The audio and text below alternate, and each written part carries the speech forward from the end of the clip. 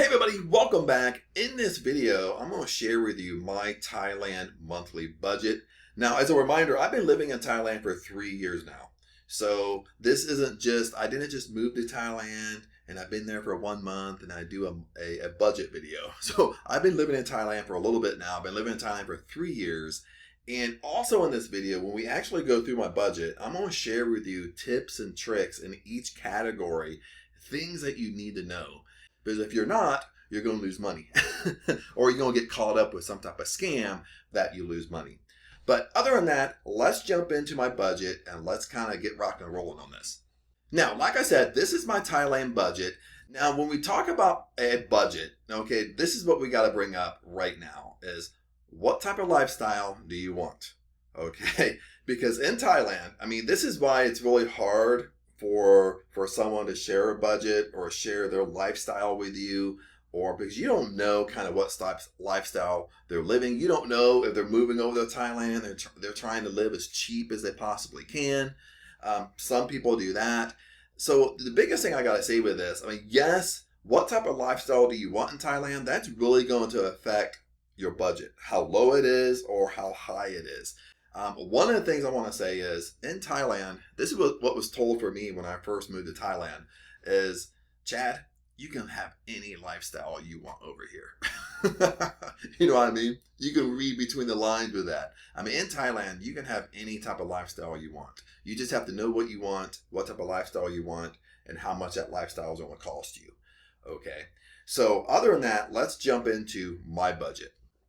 Now, how I broke this down is I broke it down on the left-hand side, the essentials and the cost of the essentials. Now, my budget right now, I live in Hua Hin. My budget is $1,500 a month. Okay, $1,500, not 1,500 baht. Okay, $1,500 a month. And I'm a guy, I'm very simple. So my budget is very simple. And as we go through this, you're going to see how simple my budget is. You're going to see how simple I do this.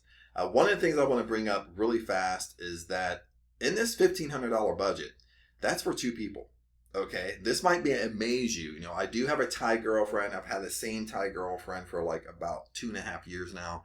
So this is a budget for both of us. Now, with my Thai girlfriend, this isn't about Thai girlfriends here, but you know, she lives with me. Okay, I don't live with her. Okay, I didn't go up north and live in her village or live in her parents' house. I don't do that. Okay, she lives with me. You know, I have my condo, I pay rent. She lives in my frame. She lives with me. So, you know, so even if we broke up, my budget is still probably going to be $1,500 a month. It's not going to go down. And it's probably, even if you don't have a girlfriend, it's probably even more expensive to go on dates every day. So other than that, my budget's $1,500. And the first one that pops up, your biggest expense is going to be rent. Okay. As far as your essentials, okay, sometimes entertainment is bigger than your rent, but your rent is going to be your biggest thing. And renting we're going to discuss a condo or a house. Now, when I first moved to Thailand, I lived in Phuket, Thailand. I lived in near Patong for 1 year. And for my first year in Thailand, I actually did resort living. I didn't live in a condo. I lived in a resort. And I'm not going to give you that budget just because, of course, if you say, well, Chad, you live in a resort for a year, that's going to be way more. And it was, when you live in a resort, you might as well add, $1,000 to this budget. At least I was spending at least $2,500, if not close to $3,000 a month when I lived in a resort in Thailand and Phuket. So that was my budget when I did that. But now, since I live in a condo, it brought down my budget it dropped it way down to $1,500. And I didn't mention this. This $1,500 is, I can do pretty much anything I want. In the realm of how I want to live. I'm not trying to live as cheap as possible. I'm living how I want to live. Okay. So we'll discuss that more and more as we move on here. So with rent, I'm talking about either a condo or a house. And even with a house, okay, what you have to understand with Thailand, I don't know why, especially if you live in Pattaya, you live in Hua Hin, you live in Phuket, Patong, you live in Bangkok, condos seem to be more expensive than houses. It's actually cheaper to rent a house, and you get more space, more rooms, way more than a condo. It's actually cheaper to rent a house than it is a condo. but it just depends upon what you want. Usually with a condo, they put a condo usually right in the tourist spots, like right in the meat and potatoes of the city. You know, it's easy to get around. It's easy to do anything. It's right in prime time. And that's kind of the benefit of a condo. Okay, with houses, in my experience, especially in Hua Hin, houses are outside the city. So outside of Hua Hin. So a house can be 15 or 20 minutes outside the city in the country, in like rural area, like in farmland, in the middle of nowhere. That's where the houses are. So you know, you can give and take what type of lifestyle you want. You know, if you don't like the whole condo scene, we'll talk about condos here in a second. But let's kind of flip back to the rent. I really want to get through this. My rent is $500 a month. Okay. Now, how I do it is $500 a month is about 15,000 baht, and it's actually a little bit cheaper than 500. Might be $450, but I put $500 here because this is how simple I am. Okay, when we talk about rent, we have to talk about electric and water. Okay, these are the two things that you're going to have to pay. You're going to pay electric and water. But what I do is electric is about average is about 1,500 baht. And water is about 300 baht. Okay, and I include this in my $500. So for $500, that pays for my rent, it pays for my electric, and it pays for my water. Okay, so I know for $500, it pays for all three. So that's how simple it is. So $500 taken off my budget, so that would give me $1,000 left over. Okay, but with electric and water, the tips I want to give you here really quick. With condos, electric, when you pay your electric, you pay the electric company. During kind of the hottest seasons are going to be February, March, and April. During the hottest seasons, I'm usually paying around 2,200 baht a month. Sometimes during the rainy seasons, sometimes it will drop down to 1,000 baht a month.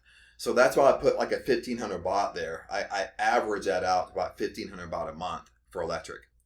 Water's a little bit tricky. I put 300 baht here. The most I paid for water is about 400 baht. The most I paid for water as far as per month.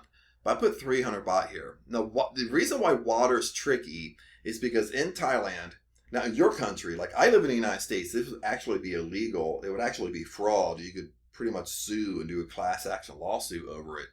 But with water, how condos kind of work, not every condo, but a lot of condos, you actually pay the condo the water bill. Okay, you don't pay the water company.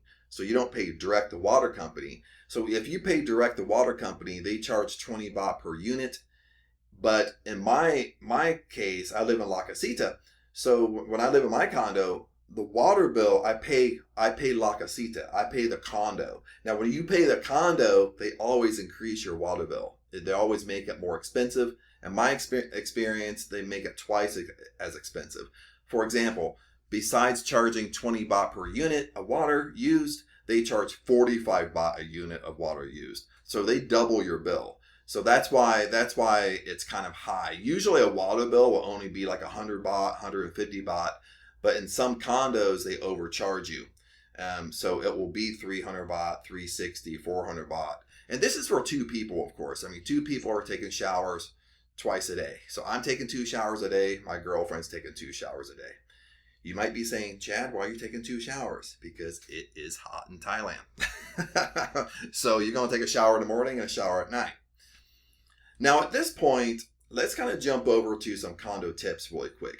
Before we kind of move on with the budget, let me share with you some condo tips. Okay, some condo tips that people don't really talk about. The best price, so if you're looking for a condo, you're going to get the best price in rainy season.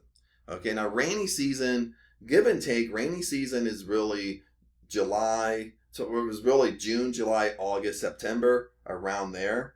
But you have to really be careful. Like the best prices I've seen has actually been in July. July is that hot spot because July is right in the middle of rainy season. That's when the most rain is coming in.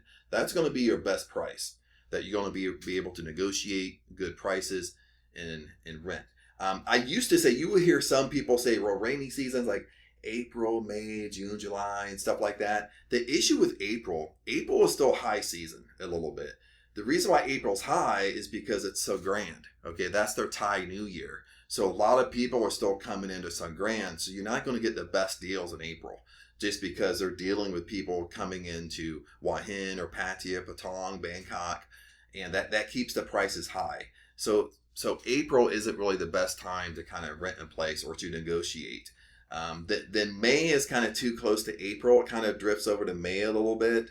June gets a little bit better, but the best prices are in July, just in my experience. Now this is what a lot of people don't share. With any price, when you're negotiating a condo, no matter what price they tell you, okay, I clicked that on accident. Well, no matter what price they tell you, you can negotiate from 10 to 30% off the asking price. This even goes for real estate. Even if you're going to buy a home, you can reduce that price from 10 to 30%. Because you got to remember, even if you buy a home, they put so much that they cushion that. I mean, it's a made up price. You might not believe me, but I've been living in Thailand for 3 years now. I've been really involved with Thai real estate, learning it and stuff like that, learning what things truly cost. And for a Phalong home, for a Farang, they really cushion it. They put a lot of cushion in there where it's not even worth what they're asking. Okay, but let's switch back over to renting. No matter what price, if you go to rent and they say 20,000 baht a month, you can ask from 10 to 30% off. Okay, and this is the thing you must understand. Almost all condos in Thailand, they're constantly building condos in Thailand. Okay, all condos in Thailand are only about 50% full. Okay, they're only about 50% occupied. Okay, that's best case scenario. Even when it's high season in a condo and they're doing things they're not supposed to be doing, they're doing Airbnb and stuff like that, the condo will only still be 50% occupied. So what I'm telling you here, it's a renter's market. You have a lot of strength to negotiate. And when you negotiate, of course, they don't have to say yes. If I go look at something and they say 20,000 baht a month for a 1 bedroom, and I already know, well, dude, that's extremely high for this area or extremely high for Thailand. I might come back and say, okay, I'll give you 15. Okay, I'll give you 15,000 baht. Now they can say yay or nay. If they say no, then I just walk away because I know I can get what I want. Okay, because I know it's a renter's market. Okay, so you can always negotiate between 10 to 30% off.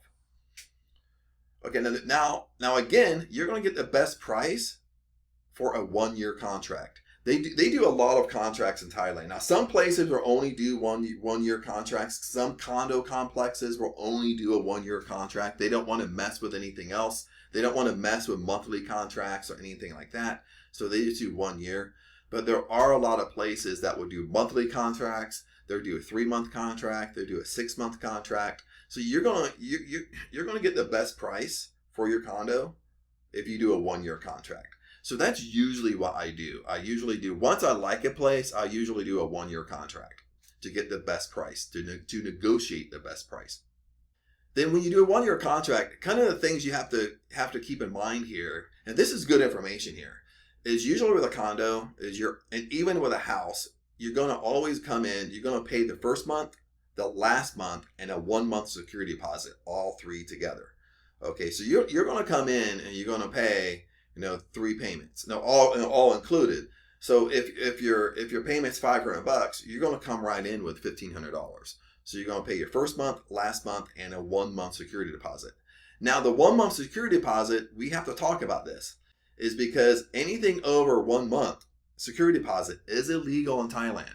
Okay, as far as Thai law, they only can charge you a 1-month security deposit. So they can get away with pay the first and last month, but they only can charge you a 1-month security deposit. The only reason I bring this up is because, especially in these tourist cities, is owners or not visa agents, but condo agents will try to get 2 months security deposit from you. So basically what they'll try to do is they'll say pay first and last month, but then also you need 2 months security deposit. They're scamming you at this point. If they try this with you, I would just stay away from them. Because for one, they're not following Thai law. They're trying to get as much money from you. Plus, when you give that much money in a security deposit, you're giving, 2 months could be 30,000, 40,000, or 50,000, a 50,000 baht deposit. Okay, when you give that much money as a deposit, you're not going to get it back. I mean, it's just 100%. You know, when you give too much like that, they're not going to give it back to you. They're just going to keep it. And if you pay an agent, the agent's going to spend that money. She's not going to give it back. They're just going to try to find a reason not to give it back. So this is actually Thai law. Thai law is they only can give you you only should give 1 month security deposit. Always be on contract. Number 6 here is always be on contract. This might sound like common sense, and it's really common sense to me, just because I worked in financial law for so long. Always be on contract. But I hear people every day. I meet people every day. Even in my condo complex I live, that they've done a handshake deal. They're not on contract, and they stay for a couple months, and they're meaning to stay for 6 months. After 2 months, they get kicked out of the condo.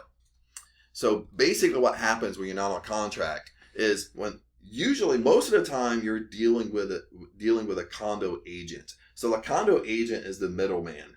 Okay, this is the issue that goes on. The condo agent's the middleman. There's you, the condo agent, and the owner. Okay, the condo agent don't want you and the owner to talk. Okay, they don't want you to communicate because they're afraid that the owner will fire them and just deal straight with you. And you'll be able to negotiate a better deal with the owner. Plus, the owner don't have to pay the condo agent or the condo company they're using. Okay, so the condo agent will really shield you away from the owner. Okay, but on contract, you want a contract, an official contract is what you want to do. You want a contract. On the contract, it's going to say who the owner is. You're going to have the owner's name and address. You're going to have a picture of the owner. Okay, and it's going to have the parameters of your lease agreement on contract. The owner's going to sign it, and you're going to sign it. Okay, then you're going to get a copy of this. You always get a copy of the contract. Once you have the contract, you're going to take that contract down to the juristic office. The juristic office is the management office of the condo. You're going to want to make sure that they have your information, that you're staying there in this condo. Okay, this is key. Okay, the reason why you're doing this is because in Thailand, there are tons and tons of condo agent scams. Okay, condo agents will scam you, and they will scam you if you're not on contract. Okay, the reason why they scam you, this is how the scam works. They won't put you on a contract because when you pay your rent, when you pay your monthly rent, you don't pay the owner directly because they don't want you to talk to the owner. They don't want you to have the owner contact information. They want to control that. So when you pay your monthly rent, you pay the condo agent.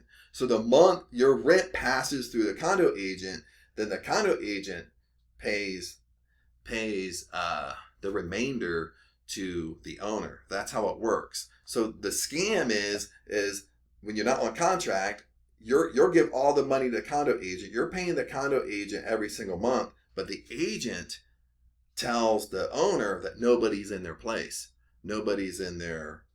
Nobody's there. Especially with Falong that own condos, and they go off in their other country, so they're not even in Thailand. They can't just show up.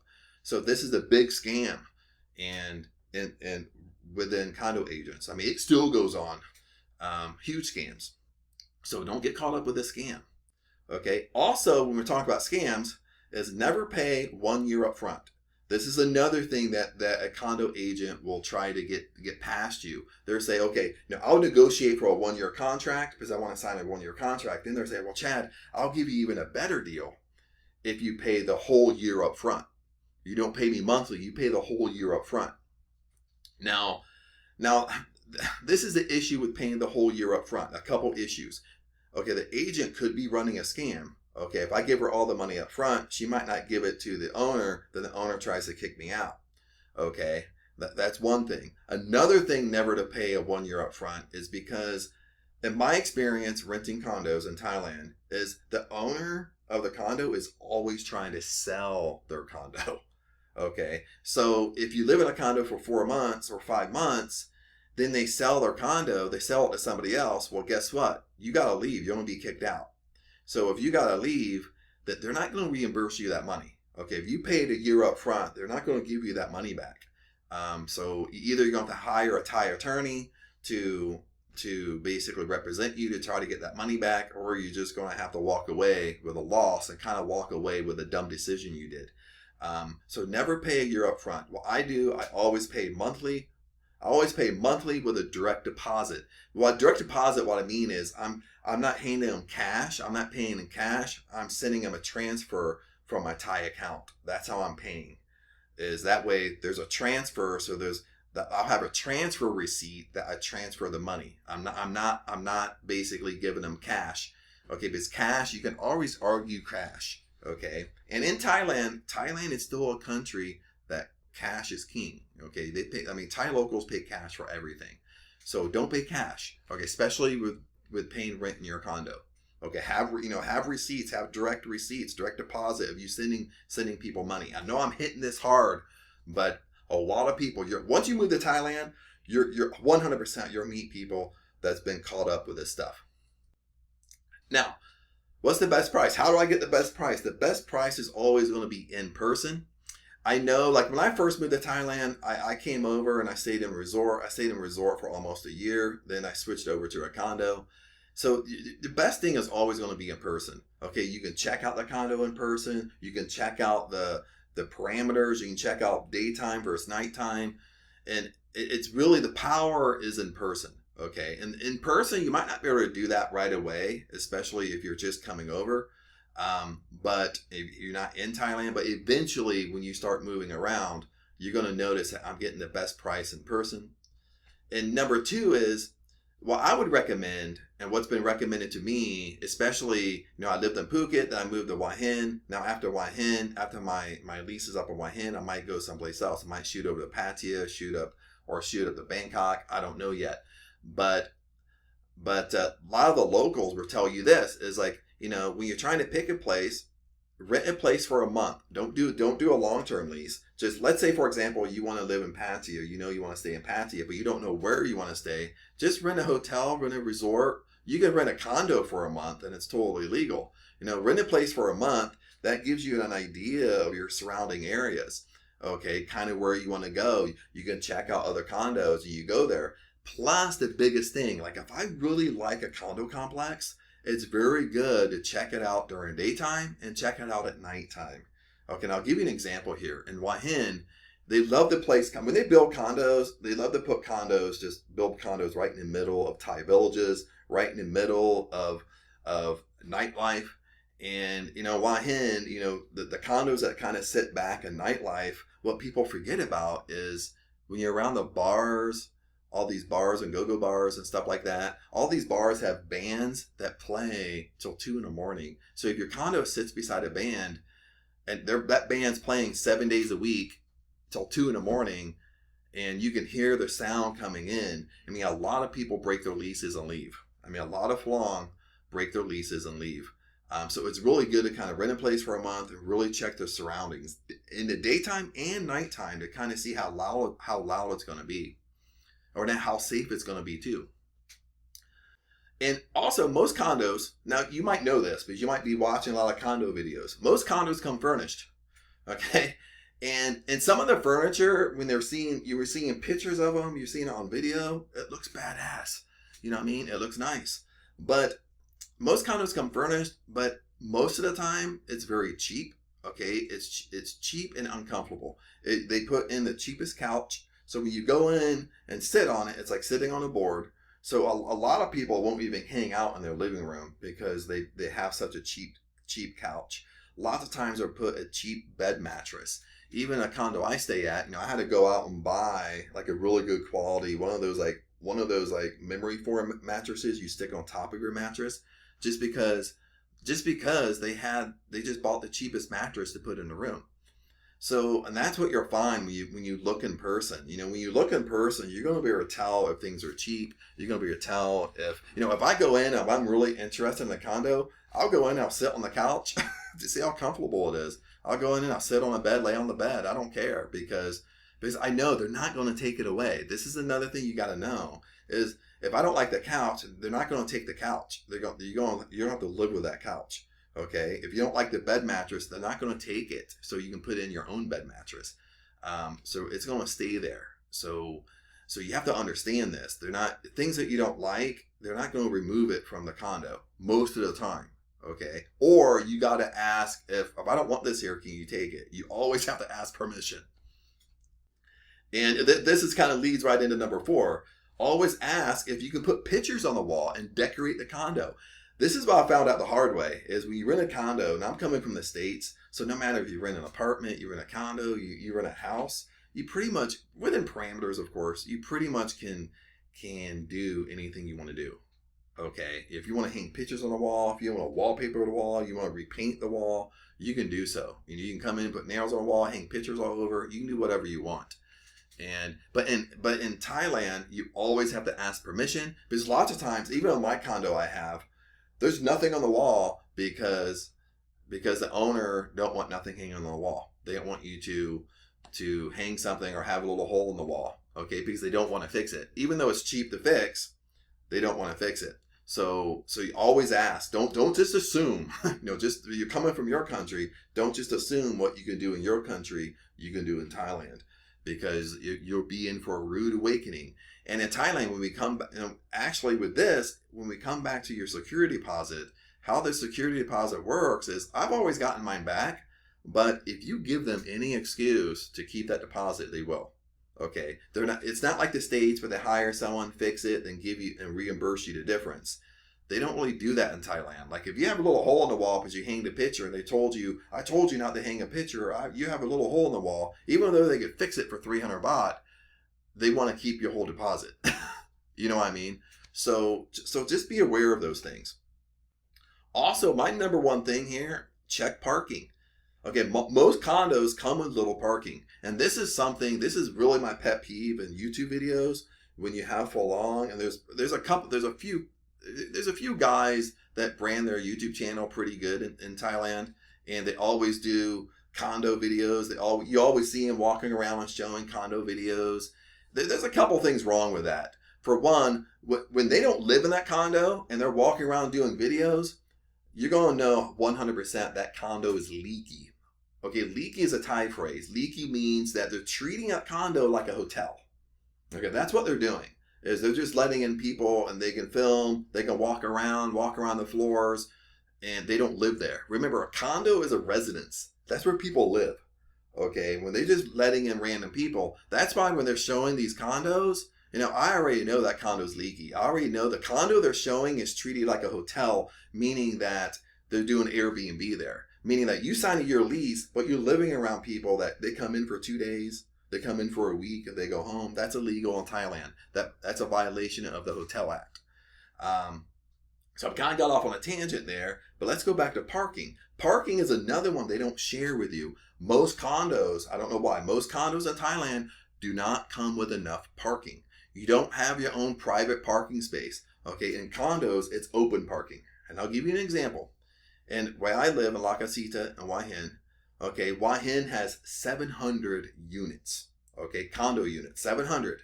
That isn't a typo. 700 units. Okay, but when you go down to parking, there's only 200 parking spaces. 700 units, 200 parking spaces. So if that condo complex was full, there's not enough parking for everybody.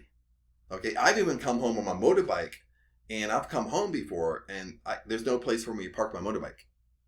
Okay, and most of that is because La Casita is leaky. It's treated like a hotel. Okay, so that's the big thing I look for too. When I'm looking in person, I'm saying, well, how many? I'll ask the condo agent, how many units are here? And then she'll tell me. She'll say, 300, 400. Where do I park? Then she'll tell me, you park over here. Okay, take me there. I want to see it. Because I want to see it from my eyes if I won't have trouble with parking. Okay, that's what I'm doing. Then now ask, how many parking spaces are in here? Especially you don't want to buy, especially motorbikes are a little bit easy, but especially if you own a car, you buy a car, you don't want to be driving your car in and you have no place to park your car because it's just open and they're just letting anybody park in there. And that's another thing with Thailand. We check with parking. A lot of these security guards kind of have little deals with people at nighttime. You pay them cash, they'll let you park in a condo when people don't live there. So there's a lot of little things that go on that you need to be aware of. And this is why I say it's always good to look in person. It's always good to check out the place during the day, during the night, to kind of see what's going on in that condo. I already said number 6, we already talked about. A lot of condos are leaky. They're treated like hotels. Okay. And at the end of this, if you're going through anything major, remember, you have tenant rights in Thailand. Just because you're a foreigner, just because you're a Falun, you have tenant rights. Tenant rights are very similar to the United States. Tenant rights are very similar, maybe similar to your country. But if they're trying to kick you out, they're trying to violate your rights, you can just tell them straight up, you're violating my rights, or you can communicate with the owner or your condo agent. And worst case scenario, you might just have to hire an attorney. And you might just say, hey, I have an attorney. Once they know you have an attorney, they start kind of getting a little bit better with it. So I'll give you some really brief examples really quick. That's what's happened to me in these condos. Is lots of times, like when the condo is leaky, okay, for example, when they treat a condo like a hotel, you might be thinking to yourself, well, Chad, that's not a big deal. Someone comes in for a couple of days, I can live with that. Someone comes in for a week, I can live with that. But what ends up happening is when you rent a condo, you have all these great amenities, and you're seeing them in people's videos when they show you this infinity pool, whatever. But what they don't tell you is that most of these amenities are overoccupied. Because if a condo is treated like a hotel, there's just too many people using the amenities. You signed a year lease, you want to go work out in the fitness center, and there's just too many people in there. And it's all, when you look in there, it's all people that are staying 2 days and 1 week, when they're not even supposed to be there. Okay, and like I said, this is a violation of the Hotel Act in Thailand, and the law is you have to stay 30 days or more, or 30 days or longer in a condo. So another thing what can happen when they're treated like hotels is the juristic office or management office. Lots of times the juristic office will come up with their own rules because it's treated like a hotel. And these rules will be like, there's no smoking. If we catch you smoking, you have to pay us 2,000 baht. It's always like a money scheme or a money scam inside these condos when they do this, okay? Any type of money scam, anything you have to pay for in a condo is a scam. And it comes from the juristic office or management office. So that's why I'm saying when anything like this happens, they're violating your rights, or get out of that condo. Or if you know this before you rent, you're not even going to stay there. Another thing I've been involved with is that with the amenities, when they show you all these great amenities, I've been told I'm not allowed to use the amenities unless I'm the owner. Get that. And I'm like, no, I can use these amenities because I signed a year lease. That's my tenant rights. If I sign a year lease, I have the same rights as the owner here. Okay, then once I talk like that, they let me use it. But in the beginning, there could be some push there. In La Casita, they had this big barbecue station. I wanted to go out and use it. They told me I wasn't allowed to use it because I wasn't the owner. And I was like, no, I can use it. That's what I mean. Like, they'll come up with different things. They'll come up with, you can't eat food downstairs. You can't eat food by the pool. You can't have beer or alcohol by the pool. So those are things you need to know and be aware of before you rent, before you even think about living in that place. What are the rules? Do you have any type of little rules I need to know, be aware of? Not that after you pay, after you rent there, then they hand you a list of rules. You want to know all these rules before, because you want to know all this stuff before. Okay.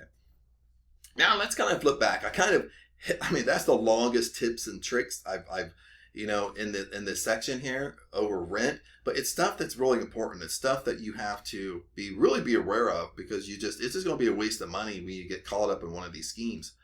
Okay, but coming back over here is, okay, $500 for my rent, electric, and water. That's what I truly spend in Hua Hin. That's my real budget, my real rent, electric, and water right now. So my budget's $1,500. Now I got $1,000 a month left. Okay, my budget's super easy. I'm a guy. Okay, this is how I do it. Okay, my budget's $1,500. Rent's $500. I got $1,000 left over. $1,000 left over, give and take, is about 36,000 baht. 36,000 baht. That's the money I got left over for the month, and that's what I live on. And I can do anything I want for 36,000 baht. I live the lifestyle I want to live. I don't have to penny pinch. I do what I want to do. I want to go out to eat, I go out to eat. Okay, I want to go out at nighttime, I go out at nighttime. Okay, but I'm going to get more detailed with you here because I'm doing this video. But this might be something, if you're a guy, you're a dude, you probably do the same thing. Okay, my 1,500, rinse this, I got $1,000 left over. But what's other things we got to talk about? What other things we need to kind of bring in this picture? Is visa fees, okay? Depending upon if your retirement age, you might be on a retirement visa, or maybe you didn't do your retirement visa yet because there's qualifications and things you got to do through that. For me, I'm under 50. I'm not retirement, so when you're under 50, it gets a little bit harder if you want to live in Thailand, or not necessarily. I mean, you can't say live, but you want to stay in Thailand long term. Okay, you want to do long stays in Thailand. Basically, you're living in Thailand, but you're still a foreigner. You're still a Falong. You're still a resident of your own country. You're not. I mean, you're there legally, but you're not a resident of Thailand. That's what I'm kind of getting to. But you really have to count on these visa fees, okay? Because these are going to really play into your budget, or really play into extra expenses every single month. Now visa fees can be really broad, just like what I brought up, is because it really depends upon what type of visa you're on. Even if you're on a visa, maybe you're just coming to Thailand to check it out, right on your passport, right on the 60-day exemption. And after that, you fall in love with it and you're trying to figure out how to stay. Okay. So it's really hard to kind of give you a monthly. Well, I'll give you an example, but right now, for example, I am on the Destination Thailand visa. And I got that here. Right now, I'm back in the States. I'm visiting my family, and I go back to Thailand here in a couple weeks. So with the Destination Thailand visa, that's going to cut my fees really low, because I'm only going to have one fee a year, and that's just before my extension. This visa is too new yet. This is a brand new Thailand visa they came out with, so I don't know the extension or the fee structure, but it's going to be super cheaper for me now. So I'm only going to have one visa fee per year now, which is better than having visa fees every single month. So that's what I mean, is you might have visa fees every single month. I don't know, because I don't know your situation, but you have to count that into your budget, because it does take money out of your budget. And I'll give you an example right here with visa fees. This might be you, might not be you. You might be on a retirement visa. But let me give you an example here. Let's take the tourist visa. Let's take the METV visa. That's your multiple entry visa for 6 months. And let's take the new 60-day exemption. Now, it used to be 30 days. The 60-day exemption is basically when you show up on your passport, you can stay 60 days now. Now, the only thing with a 60-day exemption I like to share is that's up to change. In this coming high season, and this, if you live in Thailand, if when it comes to high season, if high season is out of control, there's a lot of crime in the Falun community. Tourists are doing things they're not supposed to be doing. Well, what's going to happen is they're going to stop this 60-day exemption. They're going to go back down to 30 days. So right now it's 60 days. So with all these three scenarios, you can stay 60 days. You can stay 60 days on your tourist visa, 60 days on the MET, multiple entry. You only can stay 60 days at a time. And now you can stay 60 days on your passport. What happens after 60 days? Okay, you got to file a 30-day extension. 30-day extension is 1,900 baht. Okay, now this is where all the fees start jumping in. Okay, 30-day extension is 1,900 baht. Give and take, that's 50, 60 bucks. Okay, now I did my 30-day extension. What happens after my 30-day extension? Well, I got to leave Thailand. I can't stay in Thailand no more. Okay, now there's two choices you need to be aware of. Either I can do a border run, or I need to leave by plane. Now, border run, you can do 2 times per calendar year. A border run is just where you go across the border and you come back. Either you go across the border by boat and you come back, or you go across the border by land and come back. This is like a one-dayer. You do this for 1 day and you did a border run, you're back in Thailand.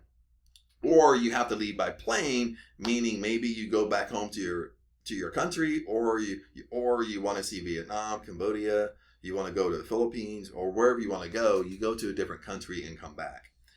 Now, the fee structure, okay, the most I've paid for a border run is 5,000 baht. The most expensive I've seen for a border run is 10,000 baht.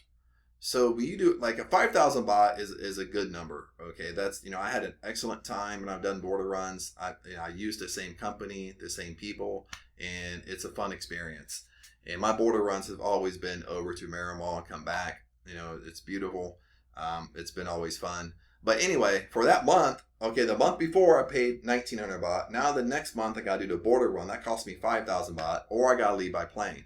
Okay, now what happens when I come back to Thailand? After I did my border run, you don't get 30 days. You actually get 60 days now because of the new rule. You get a 60-day exemption, and well, now it's 60. It changed over to 60. But you get 60 days. After 60 days, guess what? The whole thing starts over again. You can do a 30-day extension, 1,900 baht, and then you need to do a border run again, or you need to leave by plane. Leave by plane, I'm not putting a number there because, of course, that's going to be more expensive than 5,000 baht because you're going over to another country. But the thing to kind of, if you're doing this scenario right here is, that's why I'm saying, like, every month there could be a visa fee or an extension fee.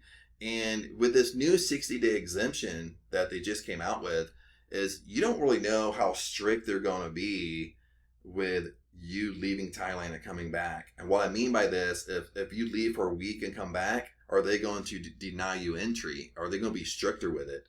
Because lots of times when you leave by plane, you can't just leave by plane and come back in 1 day or 2 days. You can't just leave and come right back.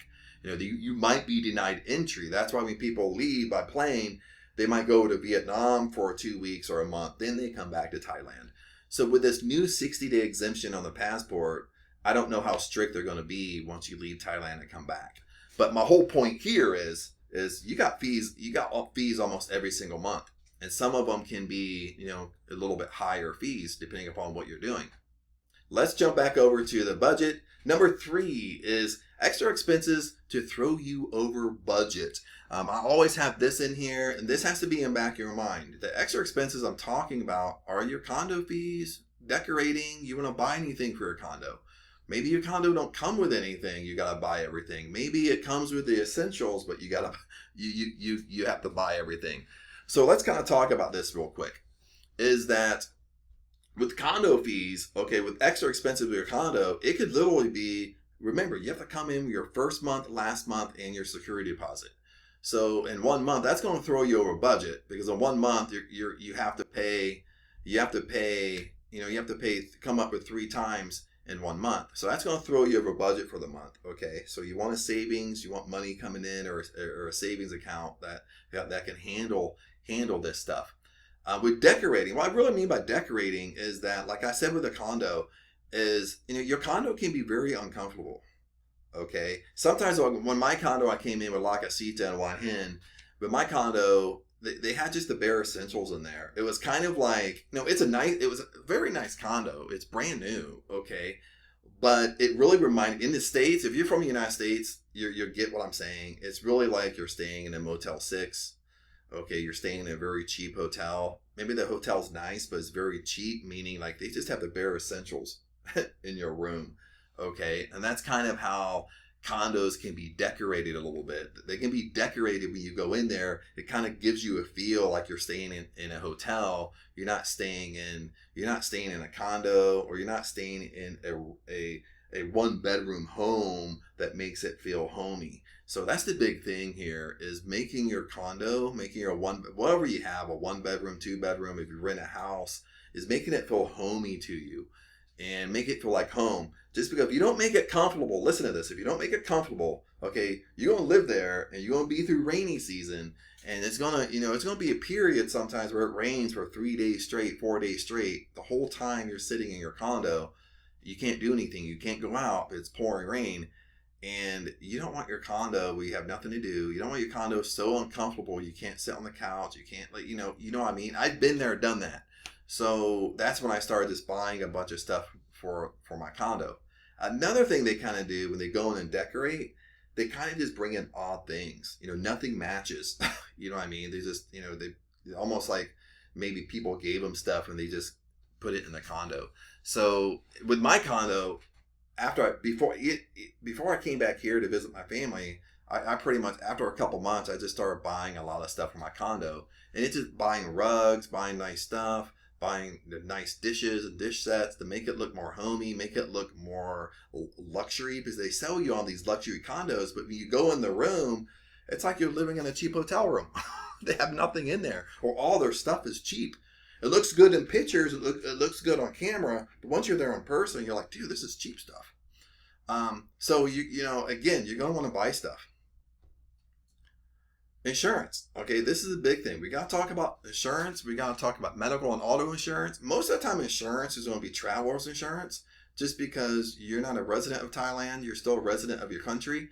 So insurance, the big things I want to talk about insurance here is you need to listen to this. If we got the insurance, if you feel like turning off this video, don't turn it off, because this is how medical insurance is. This is how travel insurance works. Not all of them, but what you got to really pay attention to.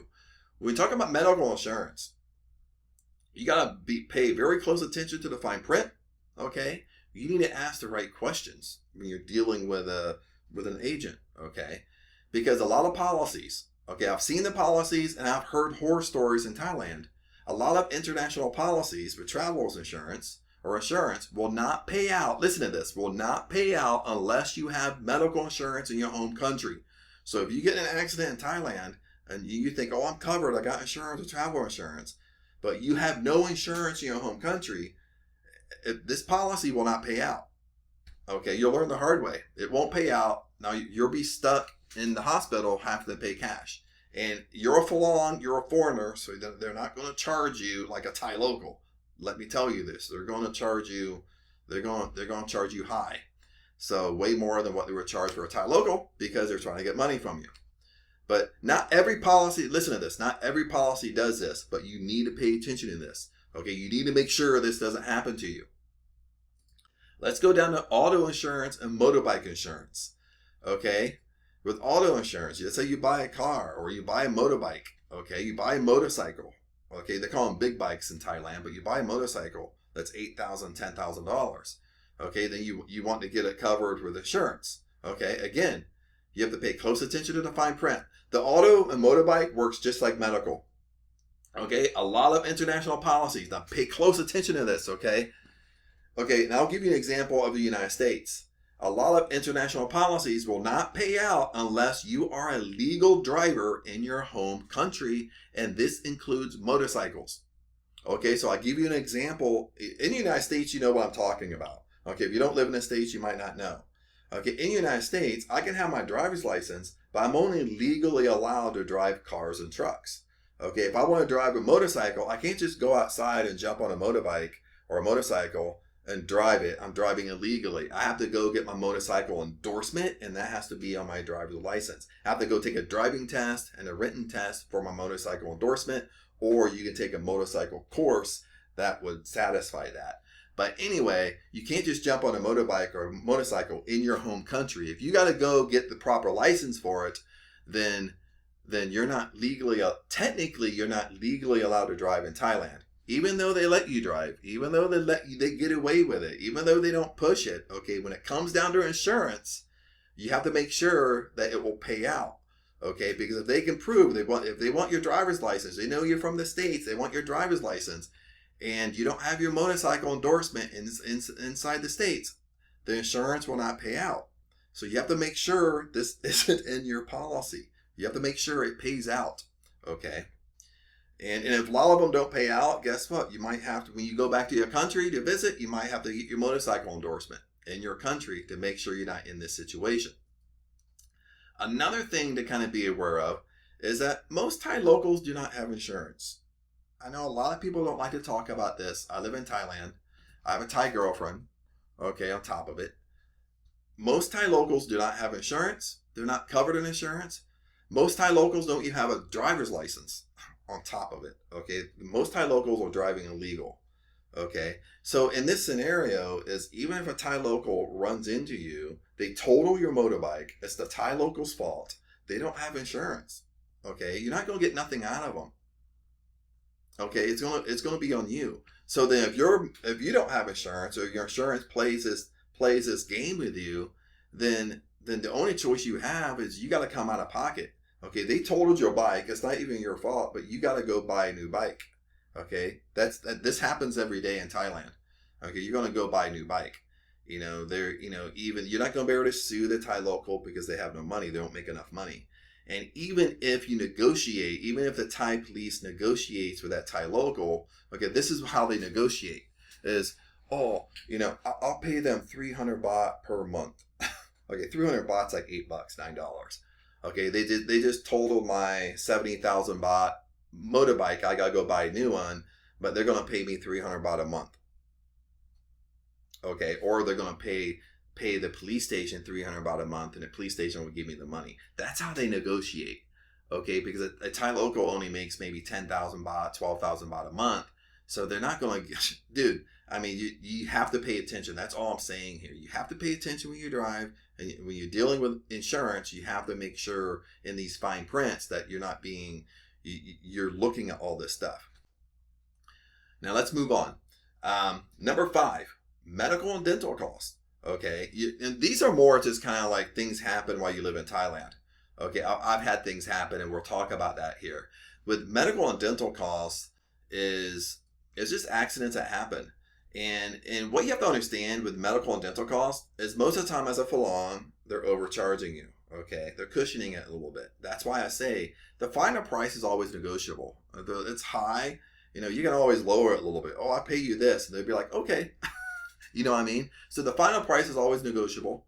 They're always going to charge you more than a Thai local. You have to understand that. They're always going to, if you're a tourist, you're a foreigner, they're always going to charge you more than a Thai local because it's foreign money, okay, tourist money. So that of course you make more money than a Thai, so then they're going to charge you more money for it. So it's always negotiable. Number 2 is accidents happen. Okay, this is where the medical dental costs come into play. Accidents happen while you're in Thailand. If you live in Thailand, something's going to happen. Okay, you live in there most of the time. That's where you are most of the time. And for example, let me give you a couple examples here. Is the first time I was in Thailand, the very first time, I think I was only in Thailand for like 3 weeks, at most a month. And I was doing resort living in a resort, and the resort came with this awesome like buffet, breakfast buffet, like every day. It came free with the room. And I was eating watermelon. All the watermelon there has seeds in it. And I bit down on the seed, didn't see it, and it just hit my tooth in the right spot, and it chipped it. So when it chipped the tooth, guess what? I had to walk around. Patong looking for a dentist to fix my tooth. Now in Patong charged me just for one filling and for a cleaning. They cleaned my teeth and they fixed my tooth. It was 5,500 baht. So 5,500 baht. Now that's actually cheap in the United States. I looked at it as cheap, but when I talked to the locals, they were just like, "Oh my God, they overcharged you." You know what I mean? That's what I'm talking about. They're not going to charge a local 5,000 baht for one filling and one cleaning. Trust me. Okay. Now I live in Hua Hin. I almost had an identical thing happen to me in Hua Hin. I don't know what it is about my teeth. So my teeth in Hua Hin is 2 weeks, I came back to visit my family. 2 weeks before my flight, 2 weeks before I was on travel, I chipped my tooth, a different tooth. Okay, I chipped my tooth. It was a tooth that was already filled, and the filling must have fell out or something like that. But I chipped it. I didn't want to fix it in the States because I knew it was going to be more expensive. So I waited. Since I was going back to Thailand, I waited to go back to Thailand. So in Thailand, this is how Thailand charged me. And this is for 2 people, because when I went back to Hua Hin, myself, my girlfriend went to the dentist. So I did 2 cleanings. Okay, cleanings was 1,200 baht each, not 1,200 baht for 2, but 1,200 baht each. I got 3 fillings. They fixed my tooth that chipped, and I had 2 cavities. So I did 3 fillings. My girlfriend did 2 fillings. So altogether, we did 2 cleanings and 5 fillings, and that was about 9,000 baht. It was roughly about 250 bucks. Okay. Even in there, that's cheap to us. You're like, holy crap, look at all this stuff you got done at the dentist. It only cost you $250. That's super cheap to us. Okay, and if you're from the United States, Europe, the UK, that's super cheap for us. But 9,000 baht, if I was a local, even my Thai girlfriend would say, if I was a local, it would have been a little bit cheaper. Okay, it wouldn't have been 9,000. It would have been, even she tells me, maybe the 1,200 baht per cleaning, maybe they would have charged you 1,000 baht to clean your teeth, or 900 baht to clean, or 800 baht to clean your teeth if you were a local. She said fillings usually cost about 600 baht. So she said even the fillings at 600 baht is 3,000. that would have been, so basically for a Thai local, maybe they would charge 5,000. So it's just, they're still overcharging me, but they're not like super overcharging me. I can live with this. I can live with $250 for as much work we got done at the dentist, and I'm sure you would probably agree with me as well. But that's a real scenario. I mean, things kind of pop up, and things kind of pop up in my budget. That would be $250. That's off my budget. That's $1,000 a month now. So those things kind of pop up. Food. Number 6 is food. This is my favorite topic. This is my favorite topic, baby. But food. The key to food is the more local you eat, the cheaper it is. Okay. If I have friends like this, when they go on vacation to other countries, or they do long stays in other countries, they only like American food. They only like European food. They only like their food. They're not adventurous when it comes to food.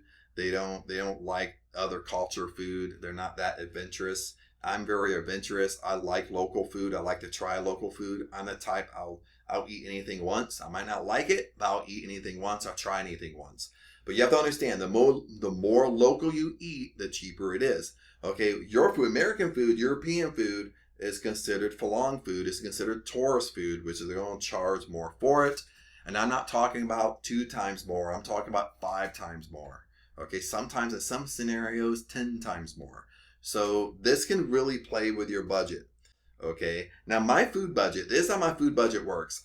This is a real number here. I'm not playing with you. I spend about 8,000 baht on food. I'm not talking about entertainment. I'm not talking about eating out, but I'm talking about shopping. Okay, so I'm talking about when I go to street markets. The 3 places I shop are street markets. Street markets is where you buy all your fresh produce, fresh fruits, and stuff like that. This is where all the locals shop. Okay, remember, this is what I'm doing. I'm going where locals shop. Okay, cheaper. Okay, I shop at Big C and the 7-Eleven. 7-Eleven anymore, I don't shop that much at 7-Eleven just because Big C is cheaper and you can buy bulk in Big C. You can also go to Macro. Macros are popular, but depending on where you live, Macros are usually on the outskirts of the town. So it can be farther away, and you could live closer to a Big C. And so I love Big C. So usually that's how it works. I spend about 1,000 baht a week at Big C, and I spend about 1,000 baht a week at a street market. That totals about 8,000 baht. That might be a little high, just because some weeks I might spend 700 baht each. So, but I'm cushioning it a little bit, but that's how much I spend. About $220 for food. Now with food, let's go into food really quick. This is probably pretty much the best thing I love about Thailand. Okay, is you can live a very healthy lifestyle in Thailand. Okay, I know what you're thinking. Okay, but we're talking about food here. Okay, it's like, what do you mean healthy lifestyle, Chad? But with food, what I mean is you can eat very healthy. When you go to these street markets, okay, you're buying fresh produce, you're buying fresh fruits off their land. Okay, it's not commercialized, and they're not spraying it. They're not spraying their vegetables with herbicides and pesticides like they do in the States or Europe or UK. Okay, it's just they're growing it on their land and they're selling it to you. It's in an heirloom state. That's why lots of times you come to Thailand, most of the time you won't be used to the food and your stomach will be upset. Your stomach's upset is because you're not used to the mineral content in the food. Okay, usually, like when you eat fruits in Thailand, it'll upset your stomach because you're not used to all the minerals and vitamins and enzymes that's in that food or in that fruit, because it's such at a healthy state. Plus, they just picked it. Okay, so this is why I love talking about Thailand. That's probably the number one thing was food, and with me, just like I said, fresh produce, vegetables you get from the street market. The street markets with all the local shop. When I go to a street market, lots of times I'm the only Falong there. Okay, or I see maybe 1 or 2 other people. There's 3 of us out of like 100 Thai there shopping. I'm drinking, like, even for myself, I'm drinking like fresh coconut water every single day. Okay, I go buy, they sell coconuts, and I'll go buy like 4 or 5 of them at a time. Sometimes I'll buy 6 or 7 at a time, just depending on how big they are. And plus, I'm on a motorbike. So I'm buying at least 5 of them at a time. I go back, put them in my condo, and I'm drinking a fresh coconut, eating fresh coconut, drinking a fresh coconut every single day. That's in my routine. My Thai girlfriend, of course, I brought her up. I mean, she makes everything. When she cooks at home, everything's from scratch. She makes homemade meals, homemade soups, homemade Thai meals. I mean, we eat chicken, pork, and ribs. We're always buying ribs and chicken, but she makes everything from scratch when we buy stuff from the street markets. So you're eating, it's super healthy. Furthermore, I'm getting hungry when I talk about this, but it's super healthy. Plus, it's flipping good. Okay, lots of time when she cooks, I don't even want to go out to eat. I'd rather her cook. I'd rather her make it. Plus, because I know it's healthier, but we just made it. We bought the stuff, but then it's so good. Plus, on top of that, I said it. Plus, I'm eating fruits and veggies that I cannot get in my own home country. Okay, you're eating durian. You have passion fruit there. You have sour root there. You have stuff there that don't grow in your home country that you get to try, and it's super crazy healthy for you. And what I've noticed is, like, in the United States anyway, that our what do I want to say, like, in the United States, like, people's into health, people into taking, supplements and herbs. Like, most of the supplements people take are usually from foods from Thailand or fruits from Thailand that we don't get here. So that's an amazing part of it too. Everything's fresh. I brought that up. Everything is fresh. They just picked it. They just picked everything either that day or the day before. It's not like the States where everything's picked 2 weeks prior, and then once they sell it to a store, the store sprays it, because the store either sprays it or soaks it because they're trying to continue the shelf life. They want it to sit on the shelf for 2 weeks and not go bad. So none of that stuff goes on. Everything is 100% fresh when you're dealing with the street market. So that's on food. Let's go to eating out. Okay, eating out. The more local you eat, the cheaper it's going to be. I did bring this up. I do eat out at places for tourists, for long. Maybe they have a Mexican restaurant there. They got European food somewhere. They got pizza and stuff like that. And of course, when you eat out like that, it's going to be a higher price than a Thai local price. Now, lots of times at Waihan, lots of times the prices aren't so extreme. You will have some restaurants where the price is usually what happens. The price is identical to the United States. I used to live in California. Lived in California for 18 years. And some of the prices are like I live in California. You go to restaurants, you're like, oh my God, there's California price and I'm in Thailand. So that's what can happen. That's why with food and eating out, especially eating out, it can really play with your budget, just depending upon how you are. Depending upon, like, if you're like my friends where, oh my God, I need my American food. Okay. Oh my God, I just eat at McDonald's and Kentucky Fried Chicken and Burger King and Starbucks, and I go to the Pizza House every day, and I need my Mexican restaurant. You know what I mean? Like, you're not eating Thai local, you're eating all stuff that's in your own country, but it's going to be more pricey, and it's going to really be the same price in Thailand. Okay, you're not going to save any money when it comes to food. You're going to spend almost identical what you spend in your home country.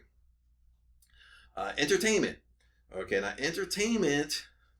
Okay, we're talking about nightclubs, bars, and girls. Okay, we're all adults here, and we all can talk about this sophisticated.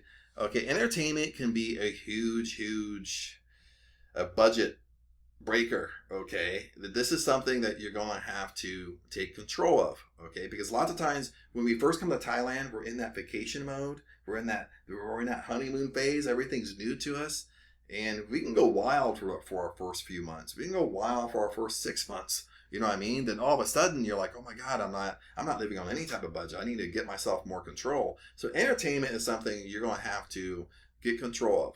Okay, again, it comes back to what type of lifestyle do you want to live? Okay, now with entertainment, a few things I want to bring up here, and we'll wrap this stuff up. We're almost at the end here. With entertainment, if you're not careful, it can get out of control. Okay, and it can get out of control really easy, because what you have to understand in Thailand is all these bars, it's really for tourists. Okay, it's tourist price when you go to a bar. When you buy a beer, most beers are Thai local beers like Singha, Chang. They got Leo, they got My Beer now, which is like a Singha Light. And when you go to a bar, lots of times in Waihan, sometimes I'll pay about 90 baht for a beer, 100 baht for a beer. But 100 baht is $3. Okay, even 100 baht for a beer, that's expensive to a Thai local. That's why you don't see Thai locals drinking in bars. You only see tourists.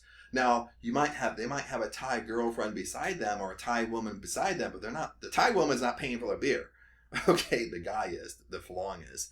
Okay, because a Thai isn't going to pay 100 baht for a beer when they only make 300, 400 baht per day. Okay, that's their salary, anywhere from 300 to 500 baht per day. So they're not going to buy one beer for 100 baht.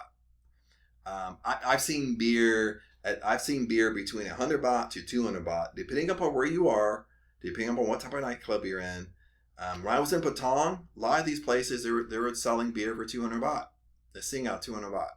You know what I mean? 200 baht is California price when I lived in LA. If I wanted a beer, $6. You know, that's how extreme it can be depending upon where you're hanging out, places you want to hang out. But usually in Hua Hin, I pay about 90 baht for a beer. Okay, that's usually where the places I go.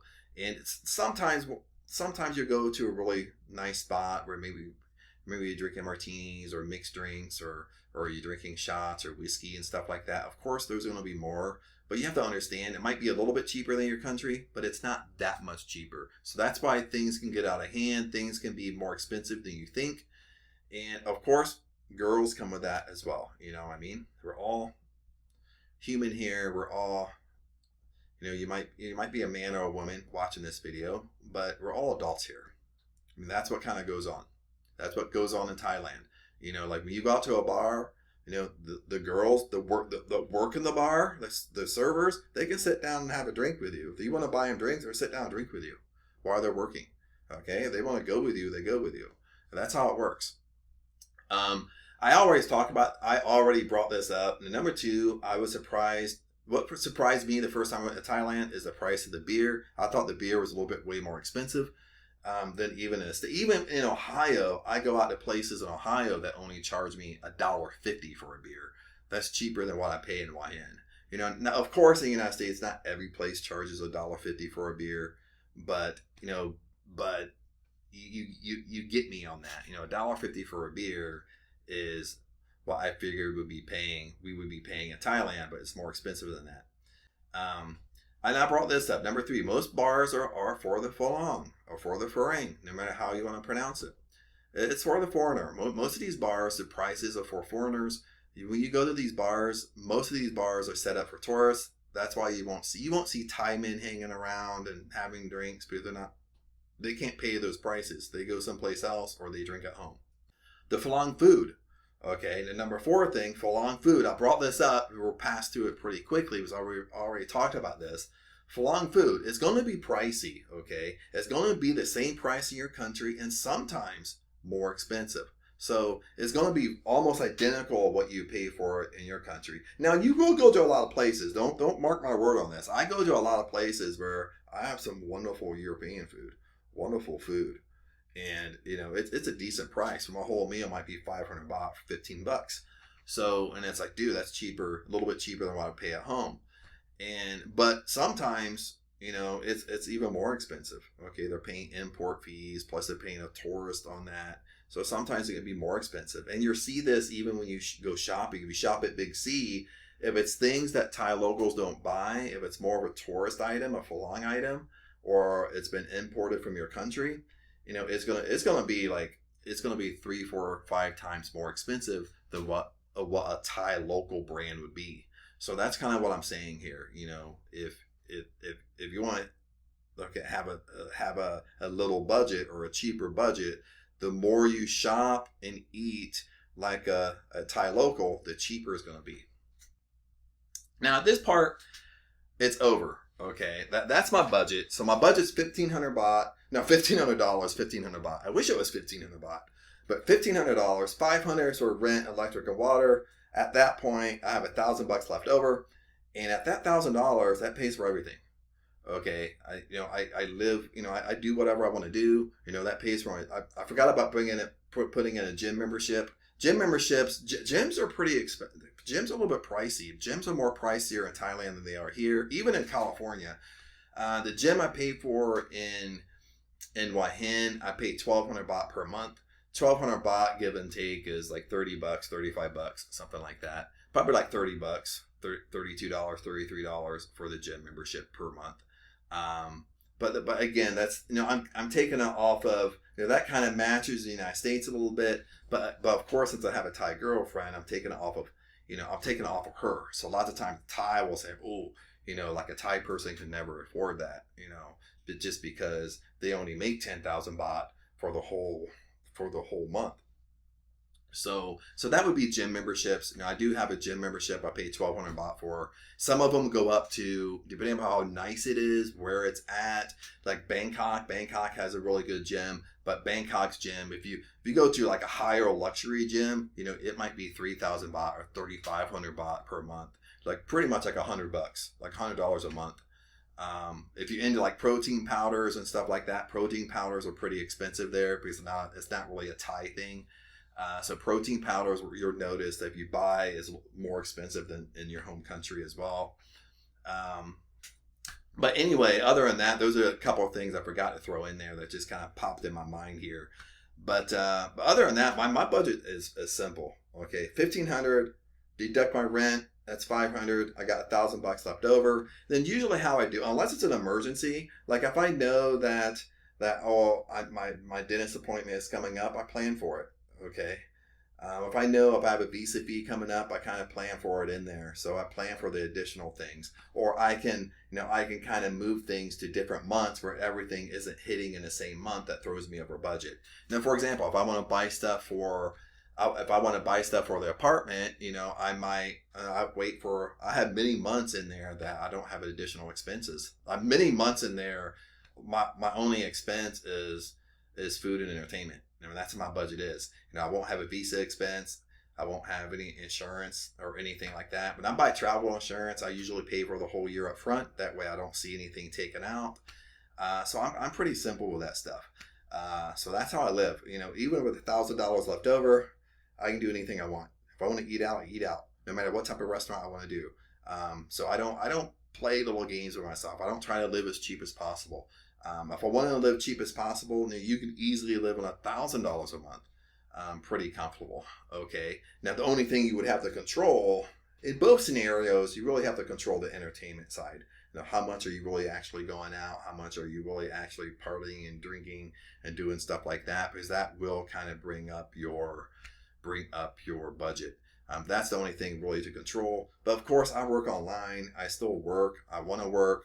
And, I don't want to drink every night. I don't want to go out every night. I don't want to go out and have hangovers, every day or every other day. So, I do that sometimes, but I control it. That's the only thing I say to you. You can do anything you want, live any lifestyle you want, but just control it. And that's kind of what wraps it up is what type of lifestyle do you really want? That's what's really going to manage your lifestyle, your lifestyle, the lifestyle you want in Thailand. And even for a $500 condo, most condos, even for a 1-bedroom, you can go anywhere and get luxury condos for $500. $500 is like you can pretty much get, and anything more than that, in my opinion, they're pretty much ripping you off. They're pretty much trying to get more money from you when you look at the condos. And you can get a really luxury nice condo for a 1-bedroom, $500 anywhere. Okay, in Bangkok, if you know that you know how to negotiate and you do what I tell you and you wait, you might not do this right when you move to Thailand, but when you want to move, you want to negotiate, dude, I'll tell you this, I purposely wait till July. Okay, even if my lease, for example, my lease is up in May. Okay, even my lease is up in May and I know I'm going to be looking around, I might go someplace else and I'll just pay monthly until July. Once July hits, I already have where I want to go by July. I already have a place I like by July. I know where I'm going, but I'm waiting to negotiate. Okay, unless they randomly give me a good deal, a great deal, I know I can get in July. If they do that, I'll take it earlier. But I'll purposely wait to July to negotiate because July is like right in the middle of rainy season. Plus I'm there in person. I'm negotiating in person. I'm renting it right now. If they tell me yes, I'll transfer you the money right now. That's how quick it can happen. So, so that's what I do to get these great prices, kind of finagle a little bit. You want a great price, don't pay the first thing they say. You can get exactly what you want. You might say no. They might say no and say, okay, and another building opens up and you go over there and you like it just as well, you can get exactly what you want. So don't let them play games with you. Don't let them play, oh no, somebody else might rent this. Okay, so there's tons and tons of condos, and inside the condo complex there's just tons of units for free. Okay, so sometimes it takes a little work, takes a little arrangement and game playing a little bit, a little sales. But if you wait for the right time, you get it for a perfect price. Trust me. Okay. But anyway, guys, hopefully you enjoyed that. If you have comments, I know this was long. I tried to talk super fast to try to go through this, but I knew it was going to be lengthy. But comment below. Let me know your thoughts. If you have questions, you have questions I didn't even answer or didn't even go over in here, ask them. I'll answer them for you. I'll help you out as much as I can. And other than that, comment below. Blessings to you. Remember, I love you guys. Maybe I'll see you in Thailand.